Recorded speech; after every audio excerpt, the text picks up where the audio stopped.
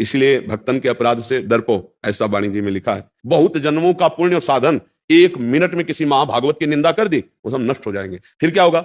चिंतन क्रॉस चलने लगेगा, विपरीत, हृदय जलने लगेगा, और जिसे आज की भाषा में डिप्रेशन कहते हैं, आप पहुंच जाओगे।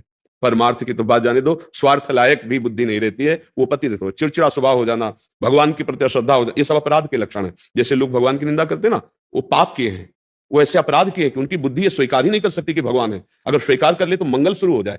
पहला मंगल यहीं से होता है, आस्तिक, कि भगवान है, अस्ति भगवान है, और नास्ति भगवान नहीं है, ये घोर अमंगल का लक्षण है। यहीं से दुर्गति प्रारंभ होगी, क्योंकि बहुत पाप हो गया है, हृदय मलिन हो गया, तो भगवान की भी अस्वीकृति हो गई। स्वीकृति में कम से कम इतना तो रहता है कि एक रास्ता बचा रहता है कि मैं बहुत नीच हूं, पामर हूं, प्रभु आप मुझे बचा लो। एक प्रार्थना करने का अवसर तो होता है, लेकिन नास्तिक में वो भी भाव खत्म हो जाता है, तो मतलब पूरी दुर्गति भोगनी है।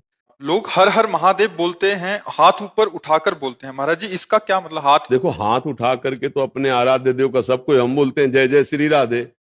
अयोध्या में जाओ जय जय सियाराम, इसका मतलब होता शरणागति। ये समझ ना, ये जब एक को गोली बंदूक में नहीं बजती है ना, तो डकैत क्या करता है, क्या करते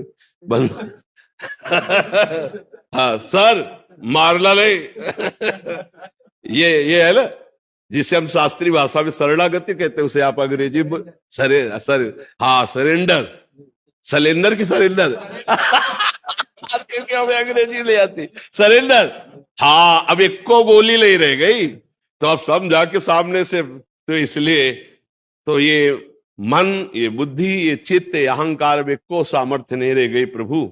अब आपकी शरण में है, तो जय जय श्री राधे या जय जय सियाराम या नमः पार्वती पते हार हर हर बहार, तो ये जो है, ये हमारी शरणागति का प्रतीक है। और हम जिस इष्ट के आराधना में लगे होते हैं, हम उनकी जय जयकार करते हैं जहां हम लगे होते हैं। तो ये शरणागति का प्रतीक कि प्रभु मैं आपकी शरण में हूं नाथ, अब मेरी कोई बस नहीं कि मैं आपकी माया पर विजय प्राप्त कर लूं।